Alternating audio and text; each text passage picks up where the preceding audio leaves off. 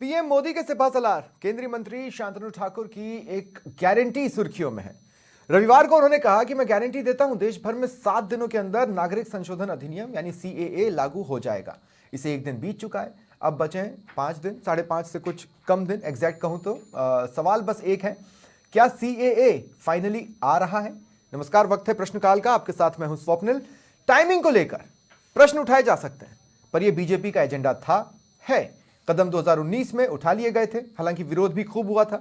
अब शांतनु ठाकुर की गारंटी ने फिर मामले को हवा दे दी है। ऐसे में क्यों है विरोध और क्या वो जायज है? आज इन्हीं प्रश्नों पर चर्चा करेंगे। मेरे साथ जो गेस्ट जुड़ रहे हैं आपको इंट्रोड्यूस करवा देता हूं। कृष्ण कुमार जानू जी बीजेपी की ओर से मेरे साथ हैं। अमितोष पारीक प्रवक्ता हैं वीएचपी के। नितिन सारस्वत कांग्रेस की ओर से मेरे साथ जुड़ रहे हैं। कुछ देर में मैं एक और गेस्ट एक्सपेक्ट कर रहा हूं, हमारे साथ मुस्लिम धर्मगुरु भी जुड़ेंगे। बहुत बहुत स्वागत है आप सभी का समाचार प्लस पर।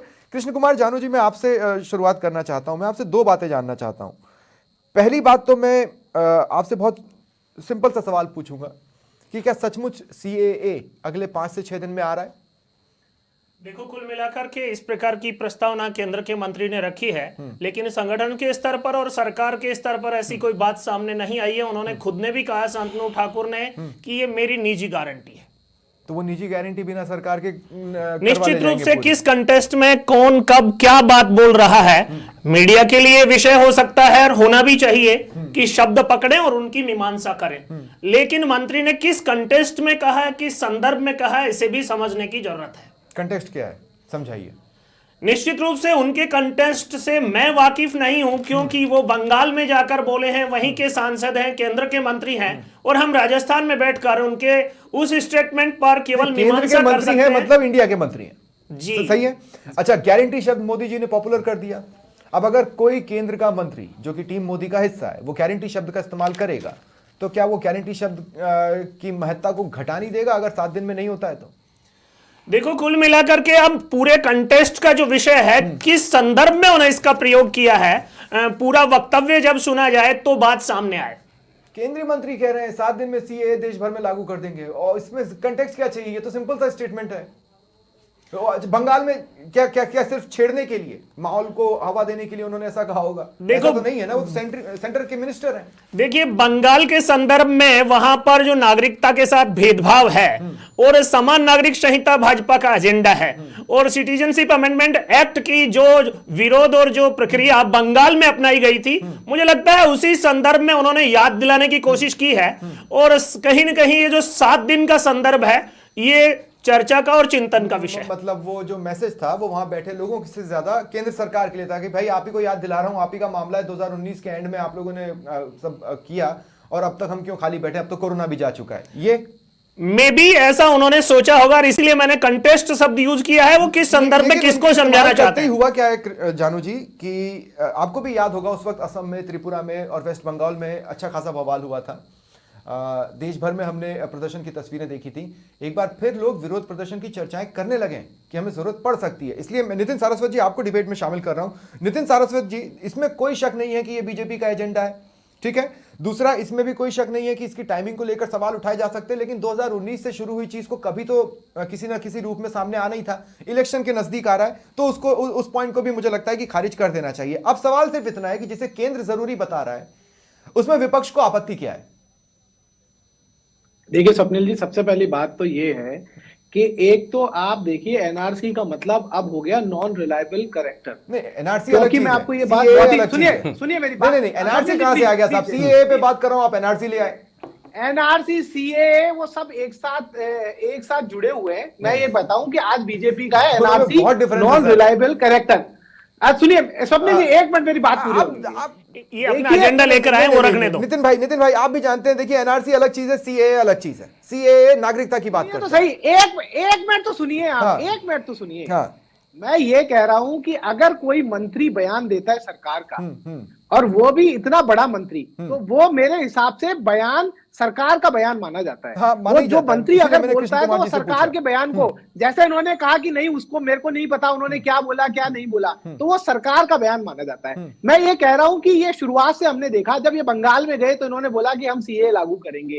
जब ये तमिलनाडु में गए तो ये बोले सीए नहीं लागू करेंगे। जब ये असम में गए तो इन्होंने सीए पे चुप्पी साध दी। वहीं सर्बानंद सोनोवाल ने सीए का विरोध किया, उन्हीं हेमंत विश्व शर्मा ने सीए सीए का विरोध किया। मैं ये कह रहा हूं कि लगातार जो इस तरीके की बातें, 2018 में इलेक्शन था, इन्होंने सीए की बात करना शुरू किया, उसके बाद में 5 साल चुप्पी बात चुप्पी नहीं साथी साहब, नहीं, यहां पर आप फैक्चुअली गलत है नितिन भाई। नहीं, 2019 में संसद से पारित हुआ, रूल्स बनाने के लिए एक्सटेंशन किया है, राष्ट्रपति ने भी मंजूरी दे दी, कोरोना में इस प्रोसेस को रोका गया, 9 बार एक्सटेंशन लिया रूल बनाने के लिए। भाई इस पीरियड में नियम बना लिया। हाँ, तो इस पीरियड में नियम बनाए और पोर्टल बना लिया, ऐसा नहीं है कि खाली बैठा रहा कोई। 9 बार में स्वप्निल जी देखिए, हाँ। आप बिल्कुल गलत बात है। हाँ। अगर कोई कानून लागू होता है तो 6 महीने के अंदर नियम बनते। हाँ। मैं आपको बिल्कुल याद दिलाना चाहता हूं, 9 बार, एक बार नहीं। और बताइए किसी कानून के लिए 9 बार नियम बनाने के लिए एक्सटेंशन हुआ? आपको आप मुझे देखिए, बता आपने कई दीजिए। चीजों में जब कोरोना बोलते हैं तो हमें यह भी तो समझना पड़ेगा ना कि 2 साल तो विशुद्ध कोरोना से फाइट में निकले। सर मैं ये पूछ रहा हूं, आप मुझे एक पूरी डिबेट खत्म होने में एक सिंगल एग्जांपल बता दीजिए। हाँ। जिसके अंदर 9 बार एक्सटेंशन लिया हो केवल रूल बनाने के लिए। ठीक है। और दूसरी बात मैं कहता हूं, आप बंगाल में अलग बात करते हैं, आप असम में अलग बात करते हैं, आप तमिलनाडु में जाके अलग बात करते हैं। केवल पॉलिटिकल राजनीतिक फायदा, केवल वोटों का फायदा, ठीक है, केवल इस तरीके का फायदा कि वोटों का है। और चुनाव आते कुछ ही सवाल जो मुझे लगता है कि एड्रेस किए जाने जरूरी जरूरी थे। मैं पहले एक बात क्लियर कर दूं, एनआरसी से हम लोग अफेक्टेड होंगे, सीएए हम लोगों की बात ही नहीं है। हमारे देश के हिंदू, मुसलमानों, सिख, ईसाई, बौद्ध, किसी की भी बात नहीं है। सीएए देश के बाहर के लोगों की बात है और उन लोगों के लिए नागरिकता की बात करता है। ये डिफरेंस के साथ मैं अब इस डिबेट को आगे बढ़ा रहा हूं। क्लियर करना जरूरी था नितिन भाई, इस बात को क्लियर करना बहुत जरूरी था। लेकिन ठीक है अमितोष जी, मैं आपसे एक बात मैं पूछता हूं, सिर्फ अल्पसंख्यकों को बोल देने से क्या ये एक धार्मिक कदम नजर आता है? देखिए, अभी स्वप्निल जी, जितना आपने कांग्रेस प्रवक्ता से पूछा, उन्होंने अपनी बात में यही प्रोपोगेंडा प्रयास करा, एनआरसी, सीए, और यही देश के अंदर में हुआ। बहुत क्लियर था। हाँ, नहीं, एनआरसी जैसे लेके आए, एनआरसी की चर्चा ही नहीं थी और एनआरसी सीए है भी नहीं, लेकिन वो लेके आए। अब आप ये देखिए, एक नेहरू लियाकत पैक्ट हुआ था 1950 में, ठीक है, जिसके अंदर में कहा गया था कि दोनों देशों के अंदर में, इंडिया और पाकिस्तान में, जो भी माइनॉरिटीज होगी उसको प्रोटेक्ट किया जाएगा। ठीक है। अब आप ये विषय आता है कि भाई सीए के अंदर में 3 ही देश क्यों लिए गए, पाकिस्तान, अफगानिस्तान और बांग्लादेश। वो इसलिए लिए गए क्योंकि जो धर्म यहाँ पे लाए गए, 6 धर्म, वो एक रिलीजियस माइनॉरिटीज वहां आ गए और प्रोसिक्यूशन उनका हुआ। तो वो 31 मार्च 2014 तक डेट लिखी, और उससे पहले जब भारत में आए, रिलीजियस प्रोसिक्यूशन की वजह से तभी उनको यहां करा जाएगा। और ये कोई सिटीजनशिप अमेंडमेंट किसी की भी ना तो नागरिकता को ले रहा है और ना ही किसी के नागरिकता को हैम्पर कर रहा है। लेकिन अच्छा ठीक है, जब आप इतना समझ ही रहे तो मुझे एक बात बताइए, श्रीलंकन तमिल हिंदूज जी देश भर, पूरे दुनिया में उनकी संख्या घटी है, म्यांमार में रोहिंग्या हिंदूज की संख्या घटी है, वो क्यों नहीं? आप देखिए, इंडो बांग्लादेश पैक्ट हुआ था, इंडो बांग्लादेश एग्रीमेंट के अंदर में 14,864 बांग्लादेश से आए हुए माइनॉरिटीज को भी भारत के अंदर में नागरिकता दी गई। ये एक्ट किसी की नागरिकता ले ही नहीं रहा स्वप्निल सिंह। नहीं, मैं कह रहा हूं कि रूटीन प्रोसीजर जब ऑलरेडी चल ही रहा है और आप एक एक्स्ट्रा प्रोसीजर क्रिएट कर रहे हैं, तो फिर कुछ लोगों को उसमें एग्जेम्प्ट क्यों किया जा रहा है? मैं फिर हिंदू मुस्लिम की बात नहीं कर रहा हूं, मैं ये कह रहा हूं जैसे तमिल हिंदूज, हाँ, या फिर रोहिंग्या हिंदूज, म्यांमार, वो क्यों एग्जेम्प्टेड? बताता हूं, म्यांमार क्यों एग्जेम्प्टेड है। म्यांमार के अंदर में सबसे स्टेट का कोई रिलीजन नहीं है, there is no state religion in Myanmar. वहां पे बुद्धिज्म मेजॉरिटी में है, but there is no state religion, इसलिए म्यांमार को इसमें। अब आप देखिए ना, बांग्लादेश के अंदर में माइनॉरिटी कौन हुआ जी, म्यांमार में अल्पसंख्यक कौन हुआ? आप देखिए ना, स्टेट रिलीजन इसीलिए मैं बताता हूं, अब मैं इसको क्लियर करता हूं। कॉन्स्टिट्यूशन से अगर हम डील करते हैं तो कॉन्स्टिट्यूशन प्रीएम्बल के अंदर में सेक्युलर वर्ड यूज किया, वो म्यांमार के अंदर में सेक्युलरिज्म का वर्ड यूज नहीं है कॉन्स्टिट्यूशन में। भारत के अंदर में क्यों है? क्योंकि स्टेट का बोला गया कि there is a religion, state और रिलीजन के बीच में एक इक्वलिटी होनी चाहिए। अब इस एक्ट को जब लाया गया, सिटीजनशिप अमेंडमेंट 1955 का था एक्ट, तो उसके बाद 6 बार अमेंड हुआ और 6 बार के अंदर में 3 बार कांग्रेस ने कहा। 2003 में जब अटल बिहारी, कॉन्स्टिट्यूशन ये भी तो कहता है ना कि हम किसी को माइनॉरिटी मेजॉरिटी के हिसाब से न देखें। माइनॉरिटी मेजॉरिटी ये भी कहता है कि उदारता और मानवता धर्म के हिसाब से बिल्कुल नहीं चाहिए। लेकिन आप देखिए कॉन्स्टिट्यूशन, धर्म आ गया। हाँ, नहीं, कोई धर्म नहीं है इसके अंदर में। रिलीजियन माइनॉरिटीज जो पाकिस्तान में थी, आप देखिए अफगानिस्तान आता है, वहां पे जब मैं रिलीजियस परसिक्यूशन की बात करता हूं तो वहां पर एक ही सिख परिवार बचा था जो भारत में जिसने अपनी शेल्टर लिया था। हम बात करते हैं अगर रोहिंग्या के, किसी भी माइनॉरिटीज को नहीं कहा, यह कहा गया कि अगर आप यहां पर भारत में किसी भी ऐसी स्टेट से, कंट्री से आते हैं जहां पे रिलीजियस माइनॉरिटी हो गई और आपने यहाँ पे शेल्टर लिया है, तो आप अपने शेल्टर में पहले आप देखिए कि बर्थ को नेचुरलाइजेशन मिल जाएगी। कृष्ण कुमार जानू जी, मैं चाहूंगा कि अब आप मुझे इस बात का जवाब दें। मैं एक सिनेरियो क्रिएट करता हूं। हाँ। वैसे मेरे साथ हाफिज मंजूर साहब भी जुड़ चुके हैं, बहुत बहुत स्वागत है हाफिज साहब आपका हमारे साथ जुड़ने के लिए। कृष्ण कुमार जानू जी, मैं एक इंटरेस्टिंग सिनेरियो क्रिएट करता हूं। पाकिस्तान में कई हिंदुओं का जबरदस्ती धर्म परिवर्तन करवाया गया, धर्म परिवर्तन के बाद वो मुस्लिम बन गए, ठीक है। अब वो आएंगे तो वो रूटीन प्रोसीजर से गुजरेंगे, वो सीए वाले पोर्टल के थ्रू नहीं गुजर रहे हैं। तो बायसनेस तो ये इस लेवल पे भी हल्की सी नजर तो आ रही है, ऐसा तो नहीं है कि नहीं नजर आ रही है। क्या कहेंगे आप? देखो स्वप्निल जी, एक बहुत सीधा सा स्पष्ट सा मत है कि ये जो 3 राष्ट्र अफगानिस्तान, पाकिस्तान और बांग्लादेश मुस्लिम धर्म के अनुसरण वाले राष्ट्र हैं और गैर मुस्लिमों का वहां उत्पीड़न है, और ये तीनों ही राष्ट्र अतीत में अखंड भारत के हिस्से हैं। लेकिन नहीं, अफगान भारतवंशी कैसे है सर? मुझे इस बारे में कोई जानकारी नहीं है। अफगानिस्तान कैसे भारतवंशी हो गया? स्वप्निल जी, जरा आप भारत के अखंड भारत मानसिक चित्र को देखेंगे, गांधारी कहां से आई थी, और सारा खैर उस संदर्भ में आपने उस कंटेस्ट को नहीं पढ़ा तो आपको समझ में कम आएगा, लेकिन सीधे तौर पर ये अखंड भारत के हिस्से हैं, और जहां जहां हिंदू घटा वहां वहां देश बटा की प्रक्रिया में। अखंड भारत का हिस्सा म्यांमार भी है। हाँ बिल्कुल, म्यांमार धार्मिक राष्ट्र नहीं है, उसका कोई धर्म नहीं है, ठीक है। और जो श्रीलंका की आपने बात की वो भी कोई धार्मिक राष्ट्र नहीं है, उनका कोई राष्ट्रीय धर्म नहीं है, लेकिन इन तीनों देशों का है, और तीनों देशों में गैर मुस्लिमों के साथ उत्पीड़न हो रहा है, इसलिए संरक्षण दिया गया है। ठीक है, ठीक है। मैं हाफिज साहब आपके पास आ रहा हूं। हाफिज साहब, अगर सीएए आता है तो सभी धर्म ये कहते हैं कि जो भी शरणार्थी है उसको शरण दी जाए। अगर ये माइनॉरिटी वाले धड़े को, उन देशों के जो माइनॉरिटी वाले धड़े हैं उनको नागरिकता देने की बात करता है, तो क्या इस पर आपत्ति होनी चाहिए? नहीं, सबसे पहली तो आपत्ति मुझे इसी बात के ऊपर है कि अब इलेक्शन सामने है और आपने इसको जो है हिंदू मुस्लिम एजेंडा बना करके इसको इलेक्शन इशू बनाने की वजह से आपने इसको इंडिया के हिंदू मुस्लिम की बात ही नहीं करता सीएए। बहुत क्लियर है इस मामले में तो ये बात क्लियर है कि ये इंडिया के हिंदू मुस्लिम की बात नहीं करता सीएए। नहीं, इंडिया के हिंदू मुस्लिम की बात तो नहीं करता है, लेकिन कहीं ना कहीं मुस्लिम की बात करता है। ये कैसे? तो इतने दिनों से ये पिटारे में जो बंद था इशू, इसको इलेक्शन के मौके पर ही क्यों उठाया जा रहा है? लेकिन हाफिज साहब, मैं समझना चाहता हूं ये मुस्लिम्स की बात कैसे कर रहा है? प्री कोविड जो है जी, ये मुस्लिम्स की बात कैसे कर रहा है? नहीं, मुस्लिम देखिए, ऐसा है मैसेज जब आप ये कह रहे हैं कि साहब वहां के मुसलमानों को यहाँ की नागरिकता नहीं दी जाएगी, हिंदुओं को नागरिकता दी जाएगी। नहीं, ये नहीं कह रहे हाफिज साहब। वहां के मुसलमान रूटीन तरीके से यहाँ की नागरिकता अब भी ले सकते हैं। ये उन लोगों को एक फास्ट प्रोसेस दे रहा है जो वहां पर अल्पसंख्यक है और यहाँ गुजरना पड़ेगा ना। हाँ, प्रोसेस से गुजरना पड़ेगा। वो भारत सरकार के ऊपर डिपेंड करता है कि वो नागरिकता दे नहीं दे। लेकिन दूसरे गिरोह के लिए कोई वो प्रोसेस से उसे गुजरने की जरूरत नहीं है। उसका एक मखसूस मजहब का होना काफी है।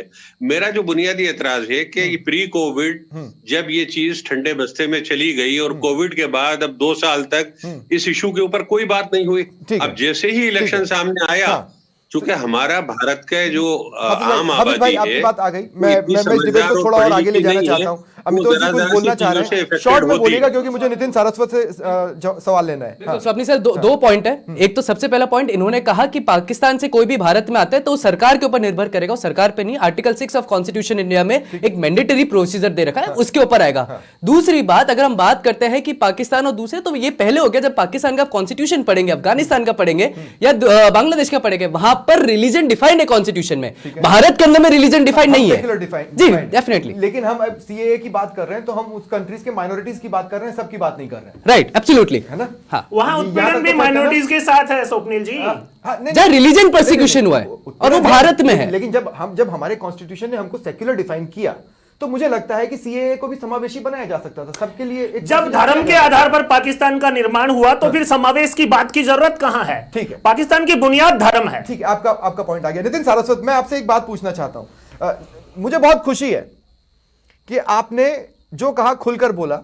अब मुझे नहीं पता कि आप इतना नहीं खुले कि आप उसमें मुस्लिम शब्द का विरोध का इस्तेमाल करते।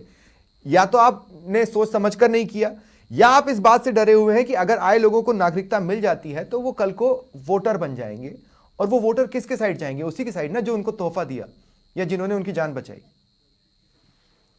देखिए स्वप्निल जी, मैं एक बहुत बड़ी बात आपसे कहना चाहता हूँ। मैंने ये कहा कि 2018 में ये लॉ पास हुआ। 19 पैनल में बैठा हुआ एक आदमी नहीं, 19 में एक दिसंबर आदमी 19, नहीं हाँ। बता पाया कि 9 बार नियम बनाने के लिए किसी भी लॉ के अंदर 9 बार एक्सटेंशन हुआ, कोई नहीं बता पाया। नहीं, पर दूसरा लगातार ये प्रोसीजर है। एक्सेप्शनल कंडीशंस बनती हैं। समझिए हाँ। ना, एक्सेप्शनल इसलिए है क्योंकि आप 2018 में जब चुनाव आने वाले थे तब आप उसकी चर्चा कर रहे थे, और अब फिर चुनाव आने वाले, फिर आप इसकी चर्चा कर रहे हैं। देखिए नहीं नितिन भाई देखिए, मैंने स्पेशली मैंने आप किसी को टोकते नहीं, आप बार बार मुझे ही टोकते हैं। अरे यार नितिन भाई, कम से कम मेरी बात तो कम से कम पूरा रखने अच्छा दीजिए। चलो बोल लो। मैं ये कह रहा हूँ, हाँ। आपको हिंदू सिख क्रिश्चियन और बुद्धिस्ट और जो भी है श्रीलंका तिब्बत और म्यांमार से जो है उनके लिए प्रोविजन नहीं है, इससे कोई दिक्कत नहीं है, इनको भी आपने हटा दिया। उसके बाद में आपने नेपाल और भूटान में हिंदू और अदर कम्युनिटीज है उनको भी इसके अंदर हटा दिया। नेपाल में आपको हिंदू उससे भी कोई दिक्कत नहीं है। नहीं नितिन भाई, आप भी जानते हैं नेपाल में माइनॉरिटी कौन है कौन नहीं। नेपाल को यहाँ जब माइनॉरिटी शब्द का इस्तेमाल किया गया है, मैं ये कह रहा हूँ वो भी बॉर्डरिंग कंट्रीज है ना, आप वैसा प्रावधान उधर भी रख देते, क्या दिक्कत थी उसके अंदर। हमारे देश ने तो हमेशा जो लोग आए हैं शरणार्थी उनका साथ, अगर आपको ऐसा लगता है कि उनका इस तरीके से नहीं तो ये उन लोगों को रोक नहीं रहे ना सर। नितिन भाई देखिए, इस बात को समझना पड़ेगा कि सीएए उन लोगों को यहां नागरिकता के लिए अप्लाई करने से रोक नहीं रहा है। ठीक है, जो भी यहां पर शरणार्थी बनकर आएगा उसके पास कुछ कागजात तो होंगे नहीं कि वो अपने आप को यहां का साबित कर सके। बस ये इस पोर्टल के जरिए ये अपनी जानकारी देंगे, केंद्र सरकार उसको जांचेगी और उसके हिसाब से उन्हें नागरिकता दी जाएगी। एक फास्ट प्रोसेस उनके लिए दिया गया है, बाकी रूटीन प्रोसेस तो अब भी है, किसी को रोका नहीं जा रहा है। तो मैं आपसे आप समझ ही नहीं रहे। मैं ये कह रहा हूं, आपने हर जगह डिलेमा, 2018 में आपने कहा, आप 5 साल चुप रहे, अब चुनाव आए, आपने फिर बोला 7 दिन का, मंत्री के बयान को यहाँ प्रवक्ता ने नकार दिया। ठीक है, आपने ठीक है। नेपाल, तो विपक्ष को कृष्ण कुमार जानू जी देखिए, टाइमिंग मैंने शुरुआत में कहा था कि टाइमिंग को लेकर सवाल उठाए जा सकते हैं। ठीक है, आप देखिए हाफिज भाई को भी यही लग रहा है और नितिन भाई को भी यही लग रहा है। तो क्या टाइमिंग को लेकर सवाल नहीं होना चाहिए? अब जब इतना नजदीक है, माना जा रहा है कि फरवरी में घोषणा हो सकती है 2024 के चुनावों की, आचार संहिता लग सकती है, ये सारी चीजें, उससे पहले रामलला आए, अब आप सीएए की बात करेंगे और इलेक्शन में जाते जाते हो सकता है यूसीसी की भी बात करने लगे। स्वप्निल जी, एक सीधी सी बात है, हमारे देश में चुनाव का समय कब नहीं है? 6 महीने से ज्यादा ऐसा कुछ समय नहीं जाता जब किसी न किसी राज्य में, किसी न किसी प्रदेश में चुनाव नहीं हो। मोदी जी तो कह रहे थे ना, 1 नेशन 1 इलेक्शन, पर विपक्ष सहयोग नहीं कर रहा। तो क्या ऐसा है कि चूंकि एक थोड़ा सा डिले हो ही गया है तो उसको हम इलेक्शन तक सरका दें और उधर ले लेंगे, ऐसा कुछ था? स्वप्निल जी, वहां रहने वाले पीड़ित लोगों के साथ उत्पीड़न को लगातार खिसकाया क्यों जाए? इसमें नुकसान किसका हो रहा है? 2023 में ले आते आप जी, 2023 में भी तो लाया जा सकता था ना जी। इस सारे विषय पर अगर उनको लगता है कि हमारी टाइमिंग उनके लिए राजनीतिक प्रॉब्लम है, तो वो भी तो इस विषय पे सपोर्ट कर सकते थे। 5 साल में उन्होंने भी तो चुप्पी धारण कर रखी थी। हम बोलेंगे तो वो बोलेंगे, वरना चुप रहेंगे। वो तो इसको मैटर ही नहीं मान रहे ना। लेकिन ठीक है, मैं आपका पॉइंट आया। हाफिज भाई, मैं एक बार फिर आपके पास आ रहा हूं। हाफिज भाई, मैं आपसे भी समझना चाहता हूं कि केंद्र सरकार जरूरी बता रही है और आपको ये लग रहा है कि ये एक कदम बायसनेस वाला कदम हो सकता है, भेदभाव वाला कदम हो सकता है। लेकिन मैं आपसे कह रहा हूं कि अगर हम नियर फ्यूचर में देखने की बात करें, कुछ लोगों के लिए स्लो रहेगा, कुछ लोगों के लिए फास्ट प्रोसेस रहेगा, लेकिन ये रोक किसी को भी नहीं रहा है। हमारे जो क्या नाम है, मुझसे पहले वाले बंधु कह रहे थे, हाँ, कि बुनियादी मसला ये है कि 5 साल तक हम किसी इशू के ऊपर बात नहीं करते, और अब जैसे इलेक्शन आता है हम इस किस्म के इशू को पटारे से निकाल लेते हैं। अभी थोड़े दिन पहले कहा कि साहब यूसीसी जो है हम लेकर के आएंगे, आप ये कहा गया कि साहब अभी रामलला के मसले के ऊपर सारा कुछ हुआ है, सारी चीजें, तो ये सारी चीजें इन 2-3 महीनों के अंदर ही क्यों हो रही है? पिछले 5 साल में इसके ऊपर क्यों कुछ नहीं एक्शन काम नहीं हुआ? हाफिज भाई देखिए, इसका मतलब ये है कि आप इसका इलेक्शन ऑर्डर के बाद अगर मंदिर बनना चालू हुआ नहीं, तो वो बनते बनते ही बनेगा ना। नहीं है, मैं उसके ऊपर डिस्कस नहीं कर रहा हूँ। हाँ। मैं तो जो मेंटेलिटी हमारी जो है कुछ लोगों की डेवलप हो चुकी है कि इस मुल्क को जो है हमेशा जो है परेशानी के अंदर मुब्तला रखना है। लेकिन सर नया क्या है? ये तो बीजेपी का हमेशा से एजेंडा रहा है ना, वो तो उनके घोषणा पत्र में भी रहता है। लोगों को डिवाइड करके और हुकूमत करना है। मेरा मानना यह है कि इस वक्त इस इशू को उठाना उसी एजेंडे का एक हिस्सा है। अच्छा, लेकिन बीजेपी का एजेंडा है, इसमें कोई दो राय नहीं है। कृष्ण कुमार अमितोष भी हाथ उठा रहे हैं। अमितोष देखिए, इस बारे में कोई दो राय नहीं है, ये तो ओपन है, ये तो ओपन फील्ड में, ओपन प्लेटफॉर्म पर है कि बीजेपी का एजेंडा है। सीएए, यूसीसी, एनआरसी भी, ये बीजेपी का एजेंडा तो है। देखिए, मैं स्वप्निल जी इसको एजेंडा नहीं कहूंगा, ये एक स्टेप है इन द नेशन इंटरेस्ट, और इसी को ही समझना आवश्यक है। पॉलिटिकल डिसीजन लेते हैं तो उस चीज को एजेंडा कहने में कोई मैं नुकसान नहीं, उसको एजेंडा आप तो समझ जाएंगे, पर ये जो यहाँ बैठे हुए एजेंडा वो चलाते हैं, नैरेटिव वो सेट करते हैं। एक नेशन इंटरेस्ट में लिया हुआ कदम, एक नेशन इंटरेस्ट में लिया हुआ कदम होगा, एजेंडा मैं उसको टर्म में नहीं लाऊंगा। दूसरी बात, आप देखिए कि जब इस देश के अंदर में सीए के नाम पर भटकाया गया और नफरत की आग फैलाई गई, तब तो कोई चुनाव नहीं थे ना, तब तो जश्न शाहीन बनाया जा रहा था, पुलिस कर्मियों को मारा जा रहा था, पथराव करा जा रहा था। वो किस लिए हो रहा था? इस देश में डिवाइड रूल एंड पॉलिसी जो लाए है कांग्रेस गवर्नमेंट, वो इस देश में बात करेंगे। आप ये देखिए, अब इस देश में किसको दिक्कत हो रही है? आप अफगानिस्तान में कोई प्रोटेस्ट हुआ? नहीं हुआ। ठीक है, बांग्लादेश में हुआ? नहीं हुआ। बहुत अच्छे पाकिस्तान में हुआ? नहीं हुआ। तरफ मेरे को आपने डाइवर्ट किया है। मैं कृष्ण कुमार जानू जी, मैं आपसे पूछना चाहता हूं, जगह जगह दंगा फसाद हुआ 2019 में, आपको भी याद होगा, और जहां तक मुझे याद पड़ता है, मैं एग्जैक्ट संख्या तो याद नहीं है, लेकिन उन दंगों ने 50 लोगों की जान भी ली, लगभग 50 या 50 से ज्यादा लोगों की जान भी उस समय गई है। बिल्कुल। अब मैं आपसे ये कह रहा हूं, 4 राज्य ऐसे भी रहे जिन्होंने प्रस्ताव पारित किया अपनी अपनी विधानसभाओं से कि हम इसे लागू नहीं करेंगे। उसमें राजस्थान भी था, ठीक है, उसमें पश्चिम बंगाल भी था, और पंजाब भी था, एक नाम मैं अभी फिलहाल भूल रहा हूं। अब मैं ये कह रहा हूं कि क्या आपने इन 4 राज्यों को समझा लिया है, या वो धड़ा जो विरोध कर रहा था, क्या आप उनको साथ लेकर चले? क्योंकि सबका साथ मतलब यही होता कि आप सबको बिठाते और अपना पॉइंट ऑफ व्यू क्लियर करते। देखो स्वप्निल जी, हमारे देश के विपक्ष की 2014 के बाद एक आदत बन गई है, और ये आदत क्या बन गई है? हर अच्छे काम की आलोचना और विरोध करना। मुझे एक बात बताइए, सुधार के लिए वो भी जरूरी है, सुधार जी बिल्कुल। एक बात बताइए, हमारे यहाँ संसद भवन बन रहा है, इसका विरोध हुआ। कम पैसे में बन रहा है, इसका विरोध हुआ। और हमारे यहाँ पर जिस बिंदु पर भी मोदी सरकार ने राष्ट्रहित में फैसला किया है, विपक्ष ने विरोध को धर्म बना लिया है, राष्ट्रहित का परित्याग कर दिया है, तुष्टीकरण की प्रकाष्ठा है राजनीति में, और न केवल कांग्रेस की बल्कि कांग्रेस के साथ यूपीए से जुड़े सारे दलों की। ठीक है, ठीक है, आ गई आपकी बात भी आ गई। देखिए, फिलहाल तो इंतजार करना चाहिए, क्योंकि अभी ये क्लियर नहीं है कि एग्जैक्टली 5.5 दिन में सीएए देश भर में लागू ही हो जाएगा। अभी तो बहुत से रोड़े हैं, अभी तो बहुत से राज्यों को भी पहले मनाना होगा। जहां जहां बीजेपी की सरकार है, कृष्ण कुमार जानू जी, वहां तो आपको प्रॉब्लम नहीं जानी है, लेकिन जहां बीजेपी की सरकार नहीं है, नितिन सारस्वत जी बहुत शॉर्ट में कुछ जोड़ दीजिए, फिर मैं खत्म कर रहा हूं ये डिबेट। बहुत शॉर्ट में कुछ जोड़ना हो तो। देखिए, मैं लगा 3 पॉइंट है। हाँ। पहला, आप 9 बार का नियम नहीं बना पाए, हाँ। तो अब 5 दिन में नियम बना लोगे, और बना लिए तो 5 साल उन लोगों के साथ वो अन्याय क्यों किया? नहीं, आपको अपडेट होने की जरूरत है नितिन भाई, मैंने आपको 2 बार बता दिया, नियम बन चुके हैं, पोर्टल भी बन चुका है। कुछ कहते हैं आप, बंगाल में कुछ कहते हैं, असम में कुछ कहते हैं, और तमिलनाडु में कुछ कहते हैं। ठीक है, उसका क्या आंसर है? और क्या मंत्री का बयान सरकार का बयान नहीं है? अगर ये फेल होता है तो आप क्यों इस तरीके की गुमराह करने की, एक बड़े स्तर का मंत्री इस तरीके से गुमराह सीधा सवाल है, मैं शॉर्ट में आपको भी एक रिबटल का टाइम दे रहा हूं, आप 10 सेकंड ले लें और फिर मैं खत्म कर दूंगा। मिलाकर के मंत्री के जिस बयान पर आप सवाल उठा रहे हैं, कांग्रेस ने अतीत का अनुभव चेक कर लीजिए, कितनी बार किस प्रकार के बचकाने बयान देकर बात को घुमाने और अपना लाभ उठाने की कोशिश की है। अगर बड़ा भाई शराबी तो छोटे के पीने में क्या खराबी? चलिए ठीक है, चलिए बहुत बहुत शुक्रिया आप सभी का मेरे साथ जुड़ने के लिए। फिलहाल इतना ही, नमस्कार।